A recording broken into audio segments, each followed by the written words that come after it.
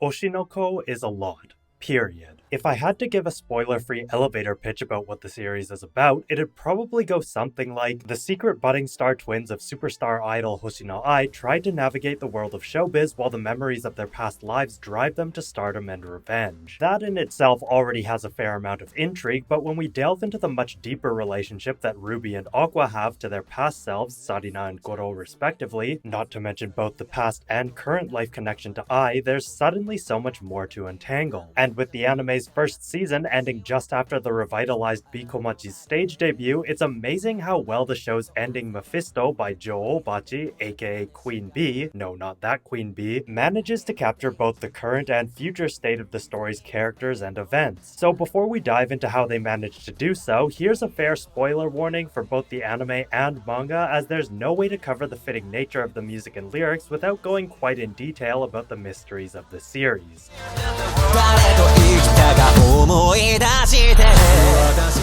Before we even delve into the music, the title of the song is a direct reference to the character Mephistopheles, also called Mephisto, of the German legend Faust, further evidenced by the fact that the second song on the single is in fact titled Faust. To overly summarize the tale, the scholar Faust, unsatisfied with the current state of his life, makes a deal with the devil for unlimited knowledge and worldly pleasures. Mephistopheles, the devil's representative, accepts the pact and serves Faust with his magic until the agreed upon time limit is reached, at which point he will claim Faust's soul and have him enslaved in hell. Important to consider is that Mephistopheles is not necessarily considered an evil character, rather he himself is an enslaved soul that simply works for the devil, collecting corrupt souls without proactively choosing to taint them himself, even going so far as to advise Faust against selling his soul, though ultimately to no avail. Now with this info in the back of your mind, let's get into the music itself. The song opens with a dramatic string quartet, outlining our D minor key signature while exuding theatrical vibes as the viola and cello descend in one after the other beneath the violin's operatic melody.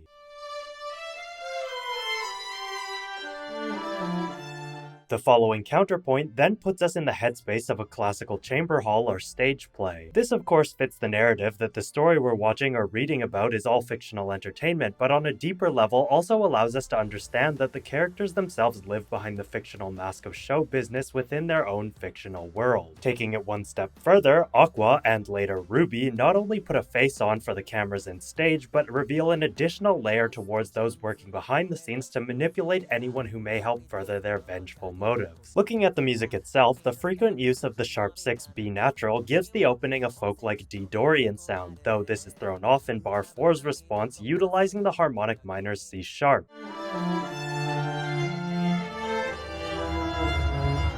This folk-like sound with the accompanying harmonic minor can be seen as yet another reference to the legend of Faust, again also furthering the representation of fiction and tragedy within Oshinoko's story as well. This string section doesn't last particularly long, however, with the strings abandoning their contrapuntal playing as they close out the intro in unison. As we're left hanging on C, the band instruments blast in, exploding the track into a much more modern sound as the lead guitar and strings double each other's melody. This explosion can relate to the Faustian legend as the point at which Faust makes the deal with Mephistopheles, but it more vividly captures the early stages of Oshinoko, directly as Goro and Sarina's rebirth as Aqua and Ruby respectively, and more appropriately as the moment that changed their lives forever, Ai's murder.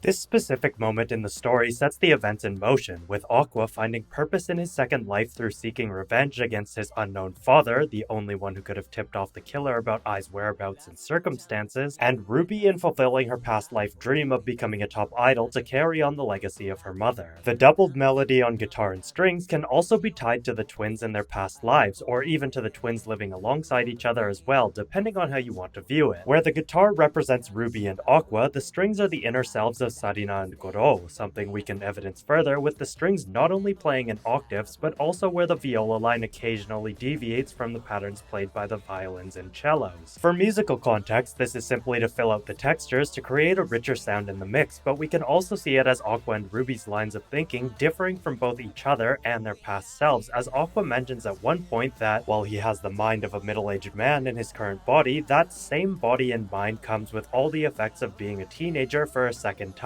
muddling the line that would ultimately divide the twins' past selves from their current ones. 精神の方が体と環境に適合していく。どんどんと僕と星のアクアの境目がなくなっていく。Following this short interlude, we get the first set of lyrics. ラストチャンスに植えたつま先が踊り出すままかけたこの夜空。My toes, hungry for a last chance, danced as I ran across the night sky. At this section, all the instruments minus the strings cut out to give attention to the singer Abuchi's voice, swelling back into Dance Across the Night Sky. ラストチャンスに植えたつま先が踊り出すままかけたこの夜空。For the most part, these first two lines don't mean much without the second pair. 波のスタンスじゃなびかない、星は宝石の憧れ。An ordinary stance won't sway me, stars are the jewels of my desires. 波のスタンスじゃなびかない、星は宝石の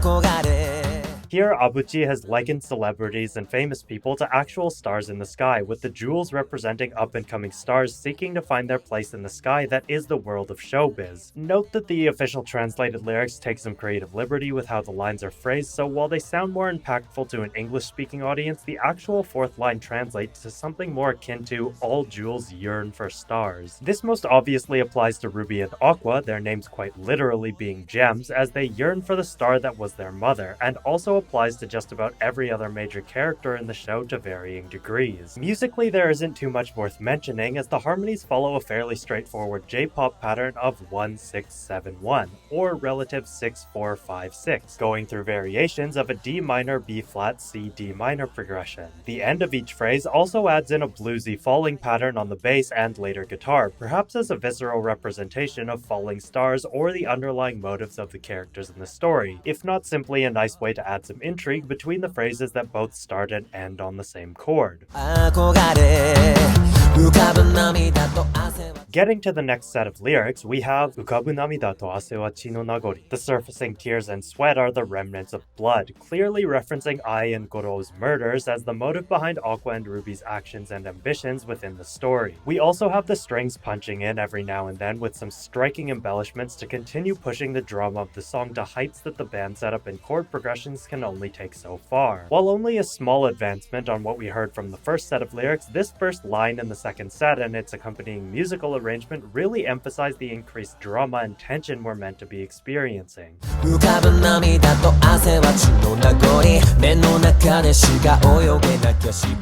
The following line, 目の中でしか泳げなきゃ芝居, if you can only swim in your eyes, it's theatrics, is a fairly abstract way of saying that those who don't take action are all talk. Someone who can only reproduce the motions of swimming without ever going in the water is no more than an actor. This is telling enough on its own, but in conjunction with the next two lines, it has an even greater impact. だけどステージが逃がさない、いついつまでも憧れているよ. But the stage won't let go. I'll keep yearning and longing forever. In Aqua's return to show business, he mentions that he has no real acting ability and that his impressive performance as a child only came across as such because of his adult mind understanding what needed to be done more than any child ever really should have. Of course, through channeling his feelings regarding Ai and her murder, he was able to perfectly pull off the minor role granted to him, earning him a future spot on a reality show, stage play, and later biopic about Ai's life after he purposely leaks his and Ruby's identities to the press in order to protect Kana from the scandal tabloids. Given that he was a doctor in his previous life, he had no intention of becoming a star in his current one, and yet despite his efforts, the call of the stage kept pulling him back, feeding his ambitions of finding the man responsible for Ai's death. And while the first season of the anime, and likely the second season up until perhaps the very end, won't show Ruby's transformation, she too is pulled further into the dark underbelly of showbiz upon discovering Goro's corpse, acting as the catalyst to push her down the same path that drove Aqua into murderous intentions. As we see in the last few episodes of Season 1, she also admits to having little ability aside from a natural love of idols, but with her past love's gruesome death having come to light in the most brutal of ways, she pushes beyond her bubbly theatrics and also begins to swim beyond just her eyes.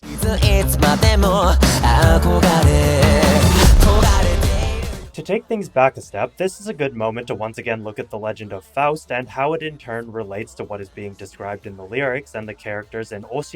Mephistopheles warns Faust of the dangers of the situation he will put himself in by making a deal with the devil, but he nevertheless acts as the source of Faust's powers once the deal is made. For Ruby and Aqua, their version of Mephistopheles is none other than the world of show business itself, always presenting itself as a horrid place that can ruin lives in an instant while simultaneously holding all the answers that will lead them to finding the one person responsible for the deaths of Ai and Goro. We could also interpret their father Hikaru to be Mephistopheles, as he himself was a victim of child abuse in showbiz. However, as the true instigator of these two murders and more, he comes off as a much more malicious version of the devil's representative than the more ambivalent Mephistopheles. With the final word, kogareteiru yo, the music shifts from the verse into the pre-chorus, suddenly becoming more frantic and fast-paced. The faster drum beat, matched with the rhythm guitar, gives off the feeling of running, putting what were once the thoughts of the singer and characters into motion. This is further added to as the lead guitar switches from a simple melodic pattern to a constant open chord pattern in eighths, running up and down an open A sus, B flat major 7, A minor, G minor, while matching the bass lines D, B flat, C, G. We're also met with the mixed language lyrics, I've never seen such a liar, umare tsukitatte no sokonashi, the second line translated as born of the abyss.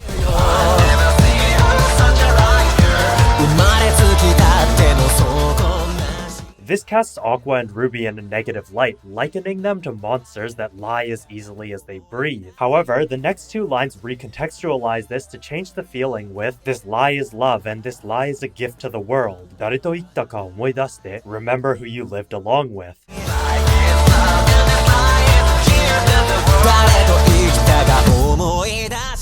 With these lines, we're informed that this pre-chorus was not only about Aqua and Ruby, but also Ai, who initially felt uneasy about becoming an idol because she was afraid of the disingenuity of pretending to care about her fans. This further translated to her feelings towards her children, as she feared that her loveless childhood would also result in her being a parent incapable of loving her own. Ultimately, it's the director of Ichigo Pro who convinces her that lying is the whole point, that the pretension of love for her audience is the gift they all want to receive. In her dying moments, it also helps her to realize that the love she held for her children was not at all like the love for her fans, as it was real and something she could finally admit to herself at the very end. And as we've already discussed in regards to the twins, all the lies they spin and put on for the entertainment of others are simply the means they are using to find and to take vengeance against their loved one's murderer. And as an aside that has no real analysis tied to it, the way the music all cuts out as the word omoidashite is sung in triplets right before the chorus is just, ooh, so good. Following that fantastic transition into the chorus, we get B flat, D minor 7, F, G minor 6, D diminished, A add 4, circling through a bunch of different chords over the line, Watashi ga inochi o kakeru kara, ageru kara, I'll risk my life, I'll give it to you.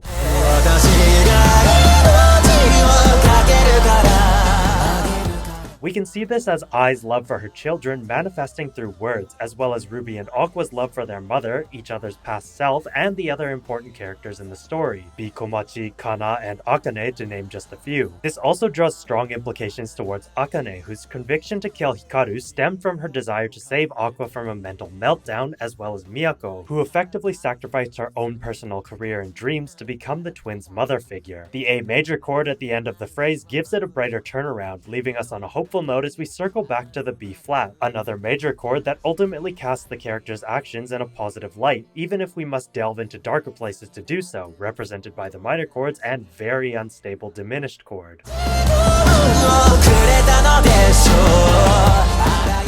The rest of the lyrics in the chorus are fairly straightforward in how they align with Ruby and Aqua's feelings throughout the series, but one of the more interesting musical aspects is when we reach the line "Anata ni aitai," I want to see you. Where the previous lines emphasize the words inochi, jikan, and subete, aitai differs in the number of syllables, the former having 3 while the latter has 4. This is made quite apparent with the style of singing, as Abuchi switches into falsetto for these words only, changing back to head voice for the rest, and notably the 4th syllable following the 3-syllable words.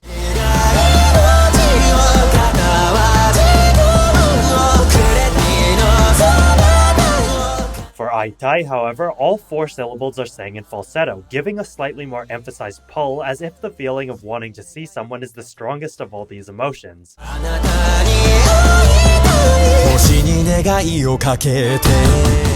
It's easy to write this off as merely being the natural outcome of the word being one syllable longer than the others, but given this particular word's meaning, especially against all these other grandiose words that ultimately don't mean much of anything without context, it's incredibly good writing and shows just how much more important this feeling is to Aqua and Ruby. As the chorus comes to a close, the 90-second version jumps to the end of the song, cutting out the majority of instruments so that only the lead guitar and some high strings are there to support the vocals.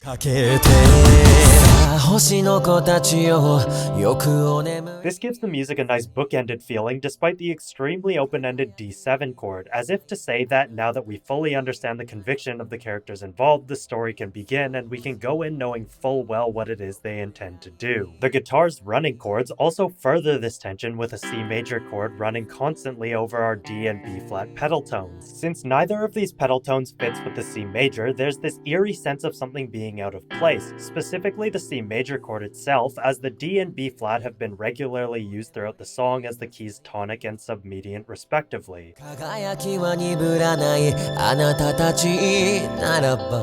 This C major chord represents the lies and fronts the characters put up to mask their true intentions, presenting us with the simplest form of brightness and lightness to mask the dark undertones of their actions. Like I said at the beginning, Oshinoko is a lot, and the music associated with it is certainly no different in how much it does to cover as many bases as it can. With most anime songs, it's pretty easy to overanalyze the meaning behind the lyrics and composition, and with the number of things going on in Mephisto, it's certainly easy to say that I've done so here as well. But given just how simple it is to find parallels behind the series' storytelling and music, not to mention the obviously intentional naming choice for the song itself, I would argue that it's just as easy to say that anyone's interpretations of a song this deeply tied to such a complex series is probably correct in at least some way. And if I weren't already hyped enough for what the future of Oshinoko has to offer, its music has just added another point to look out for. This one took me a lot longer than I usually would take for an opening or ending analysis for what I'm hoping should be kind of obvious